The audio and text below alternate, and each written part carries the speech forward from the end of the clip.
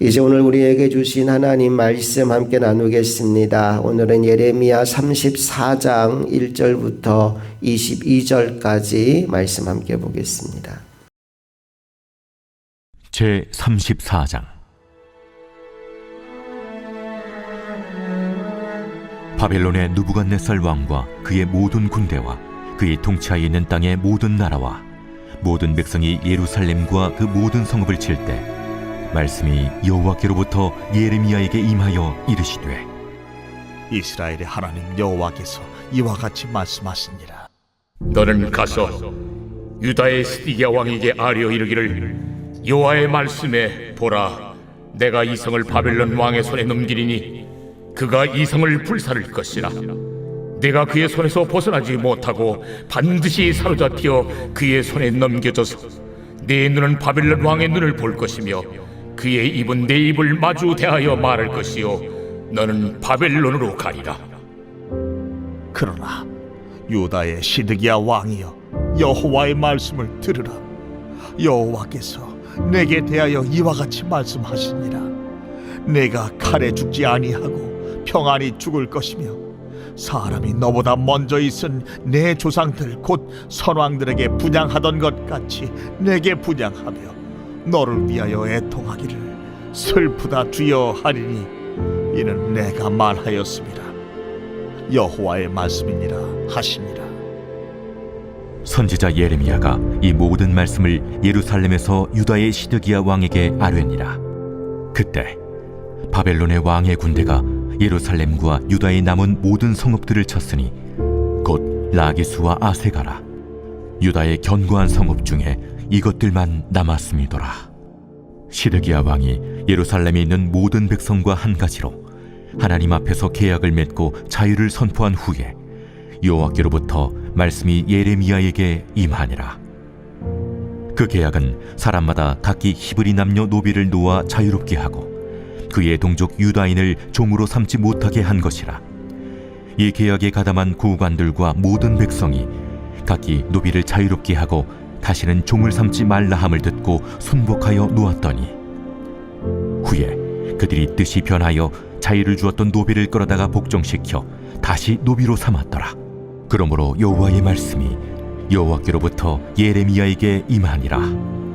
이르시되, 이스라엘 하나님 여호와께서 이와 같이 말씀하시니라. 내가 너희 손주를 애굽 땅 종의 집에서 인도하여 낼 때에 그들과 언약을 맺으며 이르기를, 너희 형제 히브리 사람이 내게 팔려왔거든 너희는 7년 되는 해에 그를 놓아줄 것이니라.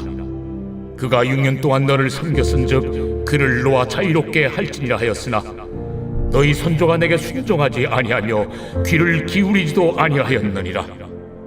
그러나 너희는 이제 돌이켜 내 눈앞에 바른 일을 행하여 각기 이웃에게 자유를 선포하되 내 이름으로 일컬음을 받는 집에서 내 앞에서 계약을 맺었거늘 너희가 돌이켜 내 이름을 더럽히고 각기 너와 그들의 마음대로 자유롭게 하였던 노비를 끌어다가 다시 너희에게 복종시켜 너희의 노비로 삼았도다. 그러므로 여호와께서 이와 같이 말씀하시니라. 너희가 나에게 순종하지 아니하고 각기 형제와 이웃에게 자유를 선포한 것을 실행하지 아니하였은즉 내가 너희를 대적하여 칼과 전염병과 기근에게 자유를 주리라. 여호와의 말씀이니라. 내가 너희를 세계 여러 나라 가운데에 흩어지게 할 것이며 송아지를 둘로 쪼개고 그 두 조각 사이로 지나매 내 앞에 언약을 맺었으나 그 말을 실행하지 아니하여 내 계약을 어긴 그들을 곧 송아지 두 조각 사이로 지난 유다 고관들과 예루살렘 고관들과 내시들과 제사장들과 이 땅 모든 백성을 내가 그들의 원수의 손과 그들의 생명을 찾는 자의 손에 넘기리니 그들의 시체가 공중의 새와 땅의 짐승의 먹이가 될 것이며 또 내가 유다의 시드기야 왕과 그의 고관들을 그의 원수의 손과 그의 생명을 찾는 자의 손과 너희에게서 떠나간 바벨론 왕의 군대의 손에 넘기리라. 여호와의 말씀이니라. 보라, 내가 그들에게 명령하여 이 성읍에 다시 오게 하리니 그들이 이 성을 쳐서 빼앗아 불살을 것이라. 내가 유다의 성읍들을 주민이 없어 처참한 황무지가 되게 하리라.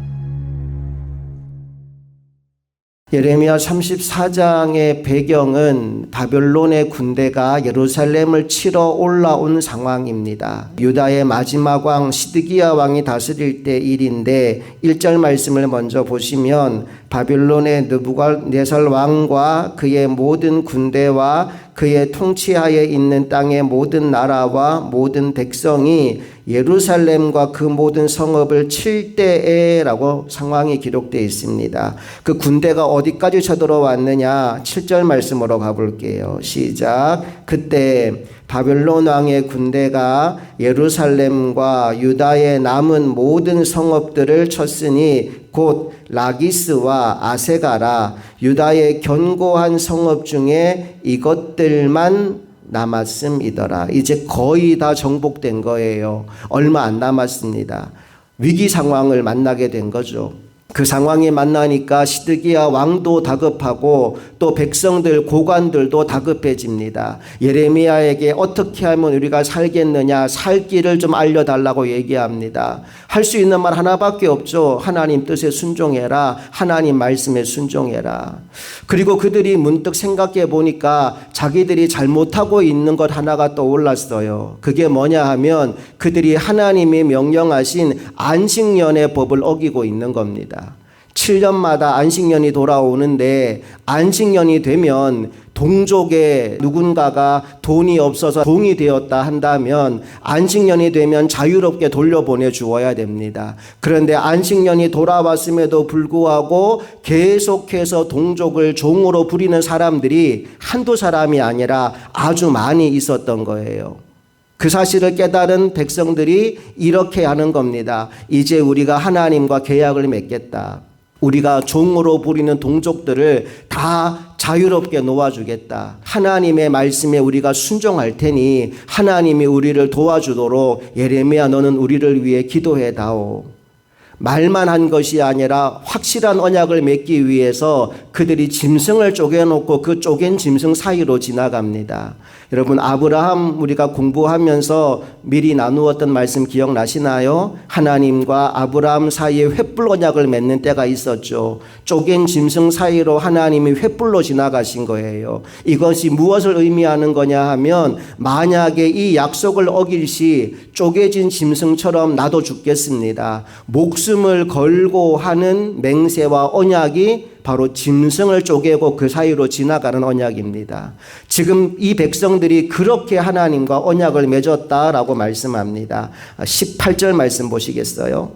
18절 다 같이 읽어봅니다. 시작. 송아지를 둘로 쪼개고 그 두 조각 사이로 지나며 내 앞에 언약을 맺었으나 그 말을 실행하지 아니하여 내 계약을 어긴 그들을 19절도 봅니다. 곧 송아지 두 조각 사이로 지난 유다 고관들과 예루살렘 고관들과 내시들과 제사장들과 이 땅의 모든 백성들을 그러죠. 계약을 맺었는데 쪼갠 짐승 사이로 지나가면서 우리가 목숨 걸고 이 언약을 지키겠습니다 라고 약속한 거예요. 그리고 실제로 그들이 자신들이 부리고 있던 동족들을 자유롭게 풀어줍니다. 9절 말씀으로 가볼게요.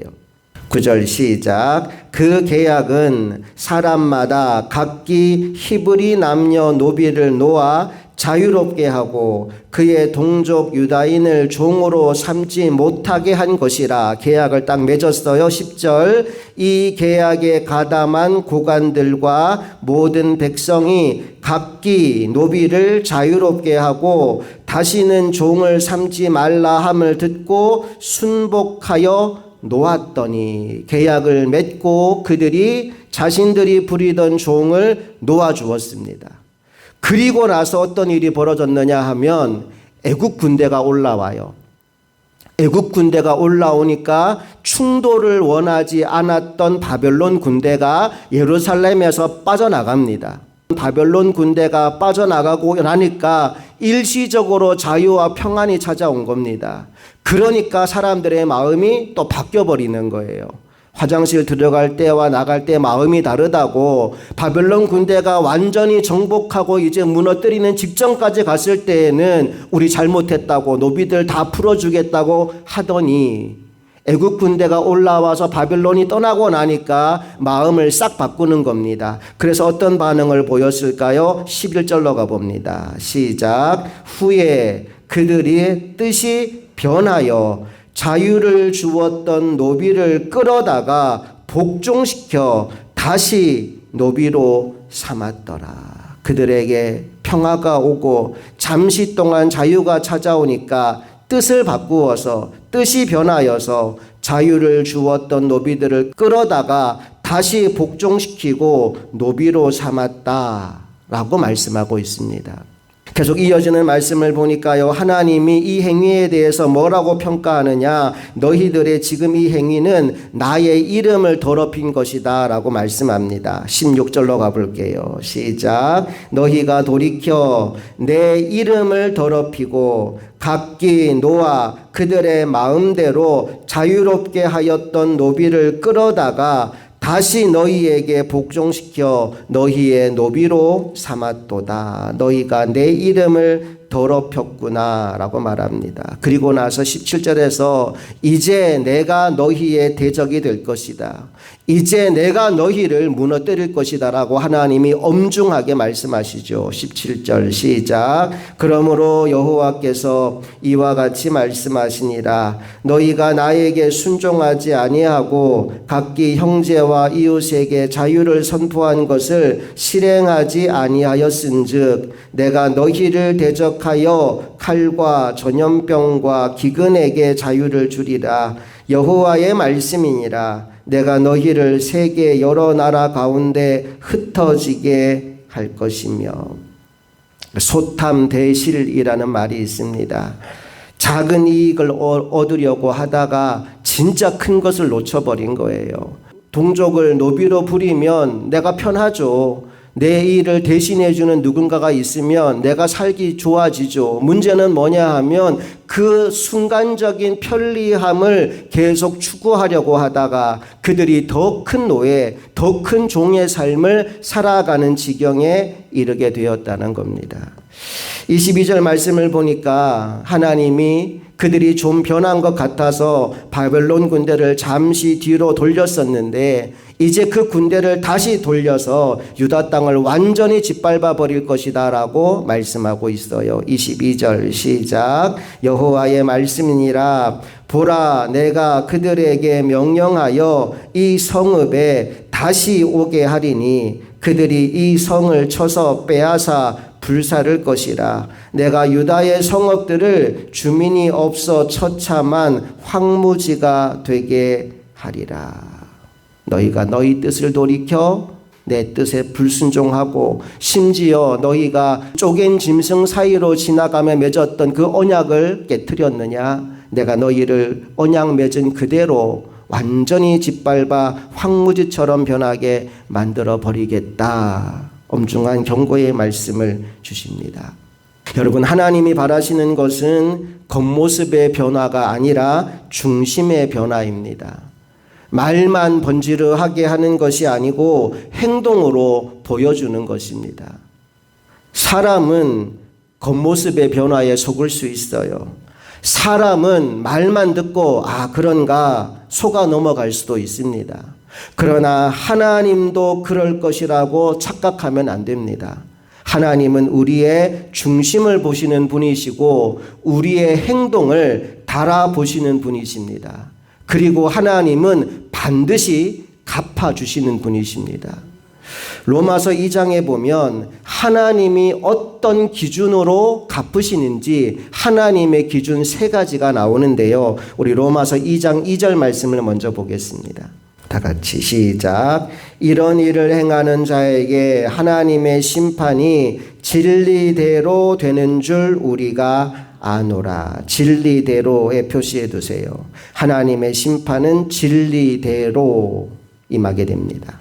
6절 말씀으로 가볼게요. 시작. 하나님께서 각 사람에게 그 행한 대로 보응하시되, 행한 대로에 또 표시하십시오. 하나님은 우리의 행동을 주목해 보십니다. 행한 대로 심판하십니다. 16절로 가봅니다. 시작. 곧 나의 복음에 이른 바와 같이 하나님이 예수 그리스도로 말미암아 사람들의 은밀한 것을 심판하시는 그날이라. 은밀한 것, 여기에 체크해 주십시오. 하나님의 심판의 기준이 세 가지인데, 첫째, 진리대로 심판하시고, 둘째, 행한 대로 심판하시며, 마지막 셋째, 은밀한 것까지 보시고 심판하신다는 거예요. 그러니까 변명할 수가 없는 겁니다. 어느 누구 하나 피해갈 수도 없고 어느 누구 하나 속일 수도 없습니다. 하나님은 진리대로, 행한 대로, 은밀한 것까지 심판하십니다. 자, 그러면 우리가 어떻게 살아야 될지를 명확히 알 수 있어요. 첫째, 어떻게 살아야 됩니까? 진리의 말씀을 따라 살아야 됩니다. 하나님이 진리대로 심판하신다고 했으니 진리는 하나님 말씀밖에 없잖아요. 진리이신 하나님의 말씀 따라 살겠습니다. 이게 우리의 결단이어야 돼요. 두 번째, 하나님이 행한 대로 심판한다고 하였으니 우리의 삶이 중요합니다. 어떻게 살아야 될까요? 선을 행하며 살아야 됩니다. 무엇이 선입니까? 하나님의 뜻이 선이에요. 예수님께 어떤 고관이 와서 물어봐요. 선한 선생님, 어떻게 해야 구원받겠습니까? 예수님 뭐라고 말씀하셨어요? 너가 왜 나한테 선하다고 하느냐? 선하신 분은 하나님 한 분밖에 없다. 선을 행하며 산다는 것은 윤리적으로 도덕적으로 착하게 산다는 말이 아니고 하나님의 뜻에 따라 사는 것을 말하는 거예요. 그래서 우리 두 번째 결단은 하나님의 뜻에 따라 살겠습니다. 세 번째, 뭐까지 심판하신다고요? 은밀한 것까지 심판하셔요. 그러니까 우리는 사람들의 눈에 보기에 좋은 삶을 사는 것이 아니라 은밀한 중에 보시는 하나님 보시기에 좋은 삶을 살아야 됩니다. 하나님 앞에서 그 코람데오라고 말합니다. 사람들이 보면 하고 안 보면 안 하고 사람들의 눈을 의식하며 살아가는 것이 아니라 아무도 보지 않는 은밀한 곳에서 하나님이 나와 함께 하시고 나를 보신다는 사실을 인정하며 그곳에서 진짜 믿음의 사람으로 살아갈 때 칭찬과 명성을 얻는 인생이 되는 것이겠지요. 우리 남은 평생 이 세 가지 기준 따라 살아가기를 소망합니다. 진리대로 심판하신다 하였으니 진리의 말씀 따라 살겠습니다. 행한 대로 심판한다 하였으니 하나님의 뜻을 따라 선을 행하며 살겠습니다. 은밀한 것까지 심판한다 하였으니 아무도 보지 않는 그곳에서 은밀하게 하나님과 교제하며 믿음으로 살겠습니다. 그 마음, 그 결단으로 오늘 이 하루 그리고 남은 평생을 살아가는 저와 여러분 모두가 될 수 있기를 간절히 소망합니다. 함께 기도하겠습니다. 하나님 아버지, 오늘 예레미야 시대에 왕과 백성들이 잠깐의 어려움을 피해보려고 하나님과 언약을 맺었으나 그들을 괴롭히는 문자가 떠나가는 순간 하나님과 맺은 언약을 헌신짝처럼 버려버린 기가 막힌 상황을 봅니다.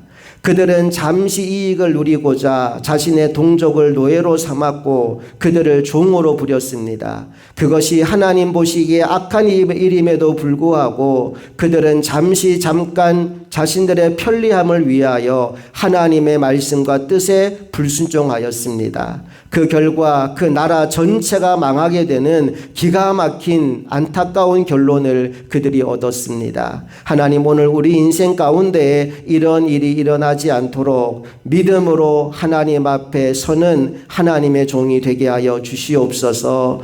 특별히 로마서 말씀을 통하여 하나님이 어떤 기준으로 심판하는지를 우리에게 말씀하여 주셨습니다. 진리대로 행한 대로 은밀한 것까지 하나님 심판하신다 하였으니 우리에게 주신 모든 은혜의 날 동안 진리의 말씀 따라 살게 하시고 선을 행하며 살게 하시고 은밀한 중에 하나님과 교제하며 살아가는 인생 되게 하여 주시옵소서. 우리 생에 다하여 주님 만나는 그날 착하고 충성된 종이라 칭찬받는 하나님의 종들이 다 되기를 소망하며 우리 주 예수 그리스도의 이름으로 기도합니다. 아멘.